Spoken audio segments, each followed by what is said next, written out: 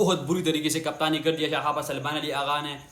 क्या क्या डिस्कस करूँगा, काफ़ी कुछ चीज़ें हैं डिस्कस करने को, लेकिन ये टीम कभी भी ग्रो नहीं हो सकता। जिस तरह माइक हेसन डिसीजन ले रहा है, जिस तरह सलमान अली आगा डिसीजन ले रहा है, मैं आपको अभी से लिख कर बता रहा हूँ, अगर सलमान अली आगा इस सिचुएशन के ऊपर अगर बांग्लादेश के सामने और वेस्ट इंडीज़ के सामने आजकल आपके इतने औकात हो चुके कि भाई आप उनके साथ टफ पोजीशन पर जा रहे हो, अगर आप उनके साथ उनके लिए आप कोई स्ट्रेटेजी प्लान नहीं बना सकते तो भाई एशिया कप के अंदर क्या करोगे, बड़े प्रेशर मैचों के अंदर क्या करोगे।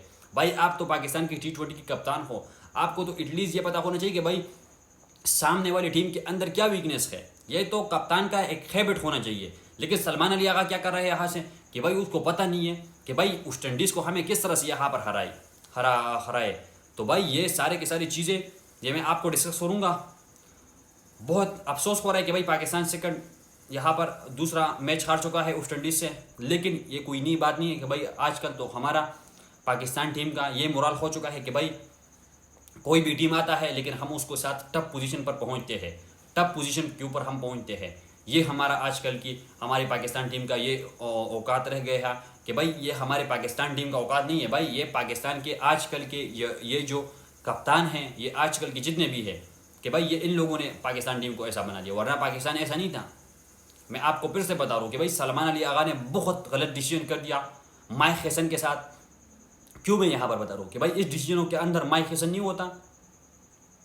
क्या डिसीजन है कि भाई वेस्ट इंडीज़ ने अगर यहाँ पर आज उनके स्पिनरों को मदद मिल रही थी, क्या उनके स्पिनर आज अगर अच्छा खेल रहे थे, अगर उनके स्पिनरों को इतना आप इजली वो आपको आउट कर रहे थे, तो भाई आपको तो सीधा सीधा ये चीज़ें पता होना चाहिए कि भाई हमने आइडिया ट्रैक कर दिया कि भाई सामने वाले टीम को हम सामने वाले टीम के बॉलरों को स्पिन को अच्छा मदद मिली, तो भाई हमें भी इस स्पिन को यूज़ करना चाहिए। अगर आपको ये पहले ओवर से ये पता चल गया कि भाई हसन अली को यहाँ पर मार पड़ रही है, कोट पड़ रही है, शाहीन को कोट पड़ रही है, सबको कोट पड़ रही है, आपके सारे के सारे 5 बॉलरों को कोट पड़ रही है, लेकिन आपको ये पता होना चाहिए कि भाई मैं यहाँ पर अपनी स्पिन डिपार्टमेंट जितना भी है, स्पिन जितना भी ऑप्शन है उसको ज़्यादा ज़्यादा यूज़ करूँ। लेकिन सलमान अली आगा क्या कर रहा है कि भाई वो स्पिन को यूज़ नहीं करता। वो यहाँ पर खुद जानता है कि भाई मैं खुद एक स्पिनर बॉलर हूँ, मैं एक ऑलराउंडर हूँ, तो मैं यहाँ पर भी 1-2 ओवर कर सकता हूँ, मैं खुद यहाँ पर कर सकता हूँ। अगर यहाँ पर सलमान अली आगा ने 2 ओवर कर दिया होता तो पाकिस्तान एटलीस्ट इस चीज़ को पाकिस्तान ये मैच भी जीत सकता था, और पाकिस्तान अच्छा खासा इस चीज़ को पाकिस्तान ये मैच जीत सकता। लेकिन आपने अगर लास्ट ओवर के अंदर शाहीन को 8 रन दे दिया या 5-6 रन दे दिया, तो भाई वो किस मुँह से आप बोलोगे भाई उसको डिपेंड कर दो। T20 के अंदर स्पेशली ये गलत डिसीजन आपको मरवाएगा। ये मैं आपको फिर से बता रहा हूँ कि भाई T20 वर्ल्ड कप आने वाला है, और ये गलत डिसीजन और ये जितना भी आप जिस तरह बेवस होते हो ना कि भाई आपको फिर समझ नहीं आती कि भाई मैं तो करूँ तो क्या करूँ, ये आपको आपकी इन फ्यूचर के अंदर मरवाएगा सलमान अली आगा। ये मैं आपको ऐसे नहीं बोलूँ कि भाई ये आपके सारे के सारे ये जो आपके अभी ये चल रहे ना कि भाई स्ट्रेटेजी चली कि भाई इस स्ट्रेटेजी के ऊपर हम चले, हम मॉडर्न डे क्रिकेट खेले। भाई कौन से आपने मॉडर्न डे क्रिकेट आज खेला? मैं आपको यकीन के साथ बता सकता हूँ कि भाई ये सारे के सारे जितने भी खेले, पाकिस्तान के ओपनर भी खेले और पाकिस्तान के जितने भी खिलाड़ी खेले, ये अच्छा खेल सकते थे और भी बेहतर खेल सकते थे। क्यों? क्योंकि मैंने लास्ट वीडियो के अंदर बताया था कि भाई पाकिस्तान एक अपनी प्लेइंग 11 के अंदर खिलवाड़ कर रहा है माइक हेसन के साथ, और सलमान अली आगा ये खिलवाड़ कर रहा है। कैसा खिलवाड़ कर रहा है? यहाँ पर आप सोचो, फखर जमान का नंबर कौन सा है? वो एज ए ओपनर है हमेशा से, लेकिन आपने 1 डाउन के ऊपर उसको खिला दिया T20 के अंदर। वो एज ए ओपनर है, पेशे से वो एज ए ओपनर है, लेकिन आपने साहिबजादा फरहान और साइम अयूब के पीछे नहीं लगाया कि भाई अगर साहिबजादा फरहान और साइम अयूब परफॉर्मेंस अच्छा नहीं करेगा तो भाई आपको रिप्लेस करेगा फखर जमान। आपने उनको ये डर से निकाल दिया। तो क्या ये डोंगा डिसीजन नहीं है? ये गलत डिसीजन नहीं है कि भाई आपने इनके ऊपर प्रेशर होना चाहिए। भाई एक बंदे के पास प्रेशर होना चाहिए कि भाई उसके ऊपर प्रेशर होना चाहिए कि भाई वो अगर अच्छा परफॉर्मेंस नहीं करेगा तो भाई दूसरा बैकअप उसको रिप्लेस करेगा। लेकिन आपने इस सोच को उसको प्री कर दिया, तो भाई कहाँ से ग्रो करेगा आप? भाई इंडिया क्यों आजकल अच्छा है कि भाई उसने हर बंदे का बैकअप रखा है। अगर ये अच्छा नहीं करेगा तो वो आ जाएगा। तो भाई आपने कौन सा यहाँ पर स्ट्रेटजी प्लान यूज़ कर दिया? भाई आप T20 वर्ल्ड कप आने वाला है, एशिया कप आने वाला है, और यहाँ से पहले से आप इतने आप सीरियस नहीं हो तो भाई अगर आप कप्तानी के अंदर और इन चीज़ों के अंदर सीरियस नहीं हो तो भाई छोड़ दो। मैं आपको बता रहा हूँ कि भाई T20 वर्ल्ड कप इस स्ट्रेटेजी के साथ, इस माइंडसेट के साथ T20 world cup Asia cup के अंदर आप फ्लॉपलेस हो गए। मैं आपको अगर ये वीडियो जिस टाइम भी आप देख रहे हो, ये मेरे से ये बाद में आपको लिख के दे सकता हूँ कि भाई सलमान अली आगा कभी भी इस थॉट के साथ अगर जाते हैं तो वो कभी भी कामयाब नहीं होंगे। आप जितना मर्जी बोलो कि भाई वो हमारे T20 वर्ल्ड कप जीत कर लाएगा, भाई कभी भी नहीं हो सकता। ऐसी चीज़ें आपके लिए एक कप्तान के अंदर एक चीज़ होना चाहिए कि भाई वो सामने वाले टीम को, आपने अपोजिट टीम को वो समझे कि भाई उसकी वीकनेस क्या है, उसकी स्ट्रेंथ क्या है, उसको हमें किस तरह तोड़ना है। यहाँ पर सलमान अली आगा उस चीज़ के अंदर होपलेस नज़र आ रहे हैं कि भाई उसको कोई भी उम्मीद नज़र नहीं आ रही कि भाई उसके अंदर, और उसके अंदर कोई भी यहाँ से सामने वाले टीम के लिए आंखों के अंदर वो डर नज़र नहीं आ रहा कि भाई सामने वाले टीम को हम डराए किस तरह से, वो चीज़ें नज़र नहीं आ रही थी। ये मैं क्यों ऐसे बातें कर रहा हूँ कि भाई आज वेस्ट इंडीज़ ने जो कर दिया ना, वेस्ट इंडीज़ ने साफ साफ बता दिया कि भाई हमारे यहाँ पर जो स्ट्रेंथ है वो यहाँ पर हमारे स्पिन बॉल है। तो आपको ये समझ आना चाहिए कि भाई स्पिन बॉल के लिए ये पिच अच्छा है, स्पिनरों के लिए मदद मिली थी और नवाज़ को इतना अच्छा टर्न मिल रहा था। तो भाई यहाँ पर एटलीस्ट आप 2 ओवर करते तो आप तकरीबन यहाँ से 10-15 रन तो आप डिपेंड कर सकते, 10 रन तो आप बचा सकते थे ना, 10 रन आप बचा सकते थे। अगर आप हसन अली ने जिस तरह रन दे दिया उस चीज़ को तो आप बचा सकते थे ना, उस चीज़ को तो आप बचा सकते, विकेट तो अलग की बात है लेकिन उस रन को तो आप बचा सकते थे। तो फिर शाहीन शाह अफरीदी ये मैच जिता सकता था लास्ट ओवर के अंदर। शाहीन शाह अफरीदी को भी आपने विलन बना दिया कि भाई लास्ट ओवर को उसको देना है, भाई वो विलन बन जाएगा पाकिस्तान की नज़रों के अंदर।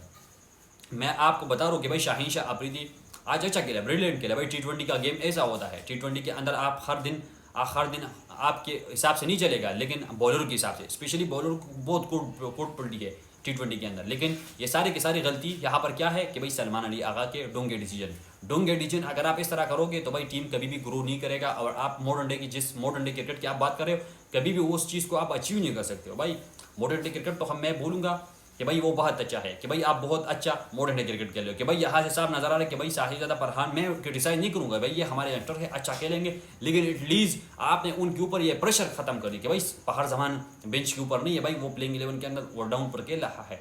पहाड़ जमान बहुत अच्छा प्लेयर है, लेकिन ये आपको पता होना चाहिए, ये फील आपको पता होना चाहिए, ये फील महसूस करना चाहिए कि भाई कि वो ओपनर है।